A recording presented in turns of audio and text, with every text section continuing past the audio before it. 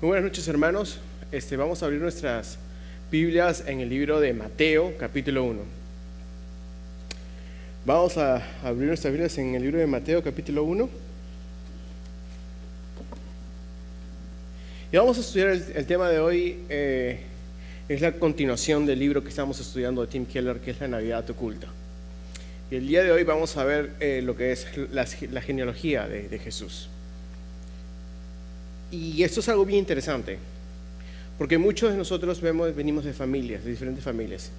Tenemos padres, madres, abuelos, bisabuelos, tatarabuelos, personajes que admiramos dentro de nuestras familias y personajes que quizás no fueron el mayor ejemplo para nosotros, para algunos de nosotros. Pero al ver esta genealogía vamos a ver algo parecido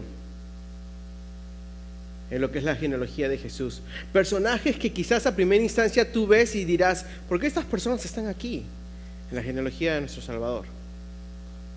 Pero tú vas a ver la gracia y la misericordia de Dios en lo que tocamos, la razón por la cual ellos están en esta genealogía. Vamos a proceder a leer el versículo 1, 3, el 5 y el 6. Dice la palabra de Dios. El libro de la genealogía de Jesucristo, hijo de David, hijo de Abraham. Judá fue padre de Farés y de Sara, cuya madre fue Tamar. Farés fue un padre de Esrom y Esrom de Aram. Salmón fue padre de Boz, cuya madre fue Rahab. Boz fue padre de Obed, cuya madre fue Ruth. Y Obed fue padre de Isaí. Isaí fue padre del rey David. Vamos a orar. Señor, gracias por tu infinita gracia y misericordia. Padre, gracias porque el día de hoy podemos gozarnos de que tenemos una salvación que tú fuiste quien pudo darla, completarla. Gracias, Señor, porque nos regocijamos en la eternidad, para la eternidad, como dice el himno. Más felices, pero no más seguros serán nuestras almas cuando estén contigo. En el nombre de Jesús, amén. Es muy fácil perder la paciencia con la genealogía. Si tú eres de las personas que quizás ves genealogías y dices, ay, hermano, me compadezco contigo. Es fácil perder la paciencia con la genealogía en las Escrituras en lo que hablamos del nacimiento de Jesús. Pero la Navidad no es solo un nacimiento, sino también una venida. Es una venida que Dios había planeado la llegada de su Hijo antes de crear la tierra. Y eso lo vamos a ver a través de esta genealogía. Y no vamos a verla todas en su totalidad, pero vamos a ver partes de ellas. Y es la importancia de ver detalles acerca de las genealogías y también conocer un poco del trasfondo de los personajes de ellos. Apocalipsis 13:8 dice: adorarán a la bestia todos los que moran en la tierra, cuyos nombres no han sido escritos desde la fundación del mundo en el libro de la vida del Cordero que fue inmolado. Y esto habla del plan determinado por Dios de que la historia pasara su curso como tal, de que todos estos personajes que están en la genealogía tomaran un rol específico para así llevar al cabo el linaje de Cristo. El Evangelio es una buena noticia, no es un buen consejo, nos dice Tim Keller. Mateo nos da una tabla genealógica de Jesús porque está fundamentando quién es Jesús y qué hace en historia. Jesús es una metáfora, pero Jesús es real. Y este es uno de los propósitos de lo que vemos de la genealogía. Es ver la realidad que nosotros ponemos nuestra fe en alguien que realmente ha existido. Alguien que ha pisado sus pies en la tierra y que es parte de la historia como tal, en la cual la mano soberana de Dios ha obrado. Ahora tú te darás esta pregunta. El Evangelio es buena noticia, pero no es un buen consejo. ¿Qué te refieres con eso? El autor dice: un consejo demanda acción y una buena noticia es algo que ya ha ocurrido. Y nosotros somos llamados a responder a ello. El Evangelio es una buena noticia porque es un hecho que ha sucedido. Jesús vino a este mundo en forma humana como nosotros. Vivió una vida perfecta, murió en la cruz, resucitó y ascendió. Esos son hechos, hermanos. Eso es algo que ya ha pasado, a lo cual nosotros somos llamados a responder. Pero no es un consejo. ¿Por qué no es un consejo? Porque el Evangelio no es un consejo de algo que tú tienes que hacer para ganarte la salvación. No es una fórmula 5 pasos para llegar al cielo, no. Sino es una buena noticia. Jesús ya vino. Jesús vivió por nosotros. Jesús murió por nosotros. La historia nos muestra lo que Dios ha hecho a través de esta. Los textos bíblicos acerca de la Navidad es lo que realmente sucedió en la historia. No fueron fábulas. Los personajes de la historia bíblica de la Navidad no se presentan solo como ejemplos, sino como personajes reales acerca de lo que Dios ha hecho. Y esto es algo que nosotros tenemos que recordar en lo que venimos a celebrar el recordatorio del nacimiento de Jesús. Es la gran misericordia y la gran soberanía de Dios a armar la historia de tal manera que nosotros podemos tener una esperanza de salvación el día de hoy. Pero ahora, otras religiones te dicen que la salvación es algo por lo que tú tienes que luchar. Es un consejo que te lleva a tomar una acción. Muchas religiones te dicen, si tú quieres llegar al cielo, o si tú quieres llegar y ser cerca como la deidad suprema a la cual ellos te presentan, te dan una serie de cosas que tú tienes que hacer para apaciguar la ira, la justicia, la santidad o lo que sea que estas personas crean acerca de esta deidad. Pero la palabra dice que Dios fue Él mismo quien se da por nosotros, y Él mismo es quien se da de tal manera que Él mismo llena a cumplir los requisitos que Él demandaba para nosotros poder llegar a ser salvos. Otras religiones te dicen que la salvación es algo por lo que tú tienes que luchar, pero el Señor te dice, no puedes. No puedes ser lo suficientemente bueno para poder alcanzar la salvación por tus propias obras. La Biblia te dice que la salvación es del Señor. Jesús nos mismos dice que Él es la realidad espiritual. Llegamos hacia Él porque Él vino a nosotros. Y eso es lo que nosotros celebramos. Nosotros podemos venir a Dios porque Dios vino a nosotros en forma humana, en forma de un bebé que fue creciendo y tomando su curso y obedeció perfectamente la voluntad de Dios y murió injustamente como un pecador, como si fuéramos nosotros. Él es la buena noticia de la cual somos llamados a responder.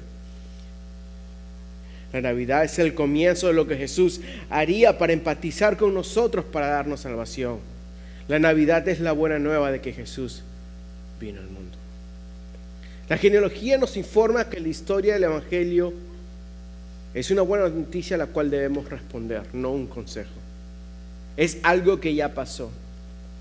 Y eso lo digo porque podemos ser tentados a hacer cosas, especialmente en esta época, y estar orientados a todo lo que tenemos que hacer. Si soy una buena persona,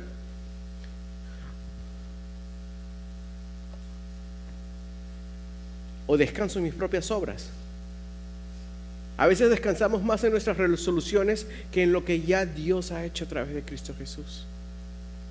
No quiero decir eso, que nosotros no debamos de buscar la obediencia y no debamos de buscar hacer cosas buenas.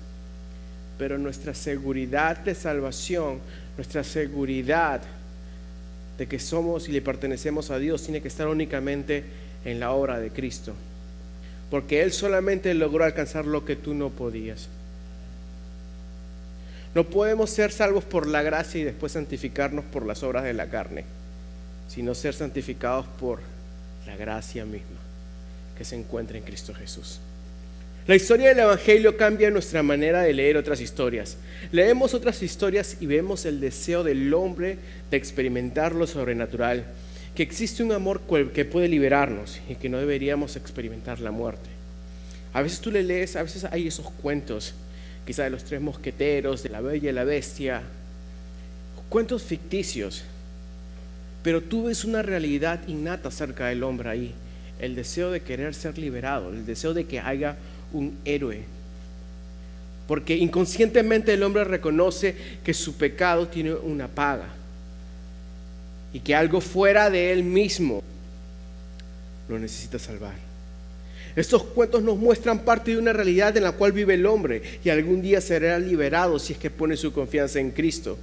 Y aún en la Navidad vemos la historia de San Nicolás o de Papá Noel, que es un viejito bonachón que da regalos, pero es un reflejo que tenemos de la necesidad de recibir un regalo que no podemos obtener con nuestros propios esfuerzos. Aún en eso reconocemos la necesidad de recibir un regalo, pero el regalo que necesitamos no es algo físico, sino es algo eterno que nosotros no podemos conseguir y ni tampoco nos merecemos. Porque si fuera así, todos estaríamos en la lista de niños malos delante de Dios.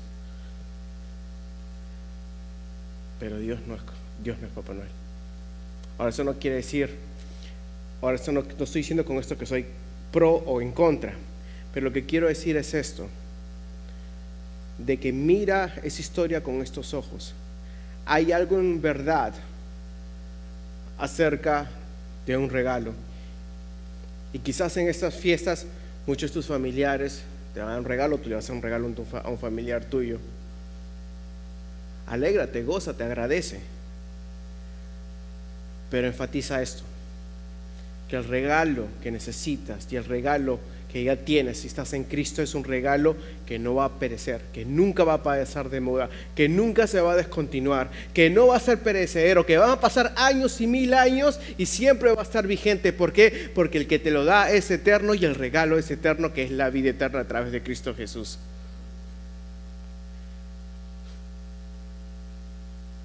Tenemos oportunidades para apuntar a Cristo. Un día la creación cantará y se regocijará por los juicios de Dios en la consumación de ese regalo que Dios nos da. Vamos a ir rápidamente a Salmo 96. Salmos 96, versículo 11 y 13.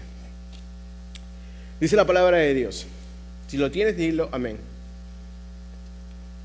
Alégrense los cielos y regocíjese la tierra, ruja el mar y cuanto contiene, gócese el campo y todo lo que hay en él. Entonces todos los árboles del bosque cantarán con gozo delante del Señor, porque Él viene a juzgar la tierra y juzgará al mundo con justicia y a los pueblos con su fidelidad. Y esta es la consumación del regalo que nosotros recibimos en Cristo Jesús. Y es la esperanza que tenemos delante de nosotros, que algún día va a haber la consumación del cumplimiento de esa salvación, en la cual nosotros vemos la genealogía. Esa genealogía de Mateo 1 es importante, porque es Dios mismo agarrando el hilo y la aguja y tejiendo la historia de redención para el beneficio tuyo y mío. Tuyo y mío. El Evangelio trastorna los valores del mundo. Mateo comienza con una genealogía y en ese tiempo la genealogía determinaba con quién tú te conectabas, descendiente de quién eres. Las personas podrían sentirse tentadas a obviar a personas que eran parte de la genealogía, que le dejaran mal parados. Sí, él es hermano de mi papá, pero es medio roco, así que no necesariamente quiero conectarme con él. Algo así parecido. En esta genealogía se mencionan a las mujeres en la genealogía de Jesús. Y ese tiempo las mujeres eran marginadas y no se mencionaban, mucho menos si eran gentiles, como Tamar, Rahab y Ruth. Para los judíos, estas naciones eran impías. Tamar engañó a su suegro para que durmiera con ella. Rahab era una prostituta. Y también en el versículo 6 vemos que nos menciona a Salomón, el cual fue hijo de Betsabé, con la cual David cometió un adulterio. Pero eso está en la genealogía de Cristo.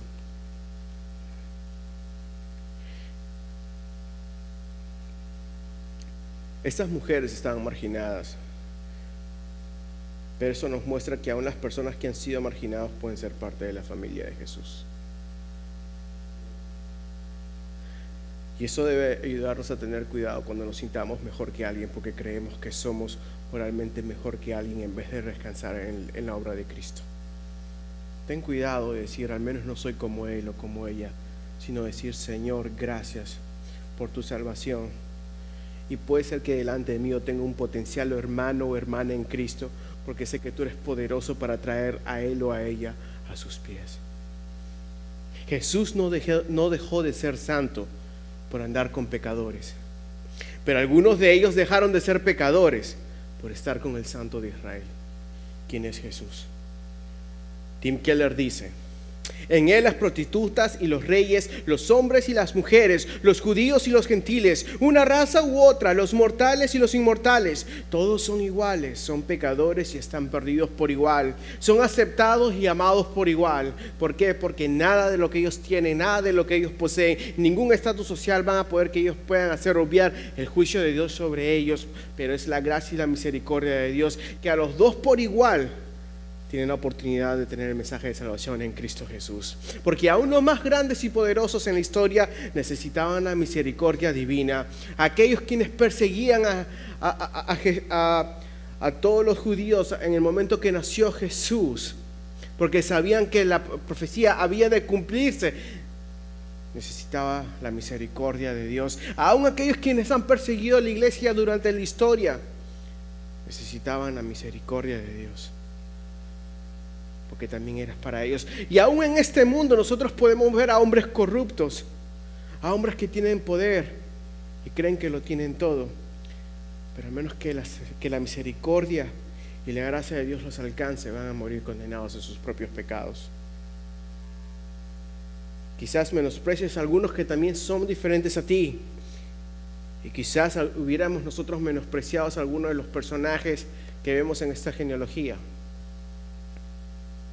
si hubiésemos estado con ellos. Pero Dios los usa para su gloria, porque en la economía de Dios Él es quien puede transformar el lamento en danza. Él es el único quien puede hacer nuevas criaturas. Tal vez Dios tome su tiempo, pero guarda su palabra. Esta genealogía también nos muestra que Dios cumplió con su promesa, aunque parecía tardarse. No podemos juzgar a Dios según nuestro calendario. La promesa parecía tardar y aún pasaron 400 años sin profeta y sin ninguna respuesta hasta que vino Jesús, porque la gracia de Dios no opera bajo nuestro marco de tiempo. Jesús frustró todas las expectativas al venir de una manera humilde y nacer en un pesebre, porque no vino conforme a la expectativa de aquellos quienes lo esperaban. Ellos esperaban un Mesías que viniera a derrumbar a todos los poderosos y a librar a su pueblo físicamente y a restituir la gloria de Israel. Pero Jesús vino para restituir la gloria de Dios entre los judíos y los gentiles a través de su obra redentora, porque en su humillación Dios lo exalta. El Rey del universo, aquel quien le da nombre a las estrellas, a quien que sostiene los planetas, a quien que escribe la historia, que sobrepasa todo lo que nosotros podemos imaginar, se vuelve como nosotros, en la forma de un bebé, naciendo en un pesebre, de una manera humilde, para que nosotros podamos tener alguna esperanza, alguna de salvación. Él no solamente viene, sino que también vive para la gloria de Dios en nuestro lugar y muere en nuestro lugar. Él no solamente se junta con las personas que lo esperaban, sino con aquellos que nunca habían escuchado de Él, con gentiles, con pecadores, con personas que eran todo lo opuesto a quienes era, apuntándose a sí mismo, diciendo que yo soy el camino, la verdad y la vida, y nadie viene al Padre si no es por mí. Ese es el precioso evangelio que nosotros tenemos. Dios preserva la línea genealógica de Jesús a través de la historia para cumplir su propósito, y eso es lo que esta línea genealógica nos hace ver, que es la fidelidad de Dios a través de la preservación de la línea genealógica. Y vemos, el autor dice, al final, que el evangelio es el descanso supremo. Jesús es el descanso de los pecadores porque en Él se cumplen todas las promesas del Antiguo Testamento y las cumple perfectamente. Jesús, al ver su genealogía, vemos a personas que estaban en diferentes tiempos y en diferentes épocas y con diferentes roles: rey, sacerdote y profeta. Jesús cumple con los pactos, la ley y las regulaciones que le fueron dados a sus antepasados que vemos en la genealogía. ¿Y sabes qué? Él lo mejora. ¿Por qué? Porque nosotros podemos ahora descansar en Jesús. ¿Por qué? Porque Él es el Rey perfecto, Él es el profeta perfecto y Él es el sacerdote perfecto que Dios nos ha mandado para tu lugar. Él es el Rey perfecto quien reina con justicia y nos da su justicia para nosotros pararnos delante del Padre y ser aceptados. Él es el sacerdote perfecto porque Él mismo se ofrece como sacrificio por nosotros delante de Dios, aceptable y agradable y perfecto, para poder expiar con nuestras culpas y con nuestros pecados. Y Él es el profeta perfecto porque solamente en Él podemos encontrar palabras de vida de parte del Padre. Él es Cristo. Hermanos, ¿cómo estamos atesorando esta verdad en lo que nos acercamos a la Navidad? ¿Cómo estamos atesorando el hecho de que Dios se hizo carne por nosotros, que tomó forma humana? Déjame hacerte otra pregunta. ¿Vemos a los pecadores como inalcanzables de la gracia de Dios? A veces perdemos la confianza en lo que Dios puede hacer en alguien por cómo están moralmente, o a veces recordamos lo que Dios ha hecho en nosotros y decimos, y eso nos lleva a oración y decir: Señor, ayúdame a poder compartir el Evangelio, ayúdame a amar y a ser paciente con esta persona, pero más que nada, Señor, solo tú tienes el poder para salvarlo. ¿Descansas en la promesa de tu salvación? Ahora que vamos a recordar el nacimiento de Jesús, esto debe ser una celebración que va a ser solamente un preámbulo a la celebración que vamos a tener en el cielo cuando nos juntemos con todos nuestros hermanos de cada tribu, lengua y nación y juntos alabemos y adoremos a Dios. Ese día donde nos pasaremos celebrando por la eternidad, aprendiendo por la eternidad, gozándonos por la eternidad, y veremos las heridas que sufrimos durante este mundo y durante esta tierra y estaremos felices porque esas cosas ya pasaron. ¿Por qué? No porque las superamos, sino porque Dios las limpió y las curó. Hermano, sigue en la carrera, sigue firme. A veces cansa, a veces duele, a veces parecemos que estamos más perdiendo que ganando, pero la promesa es segura. ¿Por qué? Porque vemos en esta genealogía personajes que quizás tú, de nuevo, ¿por qué están aquí? Pero ¿qué hizo Dios al final? Cumplió su propósito. ¿El Mesías vino o no? Amén. Y tenemos esperanza de salvación. ¿Quién te ha dado la promesa? Dios, no un hombre. Él la va a consumar y solamente descansa en Él, en su amor, en su misericordia, el día de hoy. Oramos. Padre, gracias, Señor, porque nosotros podemos gozarnos en un gran Salvador, quien eres tú, Señor. Gracias, Padre, porque, Señor, tú nos llamas a gozarnos, Señor, en ti. Y, Padre, gracias, Señor, por la historia que podemos escuchar el día de hoy a través de este libro y a través de tu palabra. Padre, que el día de hoy, Señor, el recordar de tu obra de redención anime nuestra fe en lo que vamos a presentar nuestros pedidos de petición, sabiendo que tú eres un Dios poderoso, quien tiene la voluntad, Señor, y quien sostiene el mundo con sus manos. En el nombre de Jesús.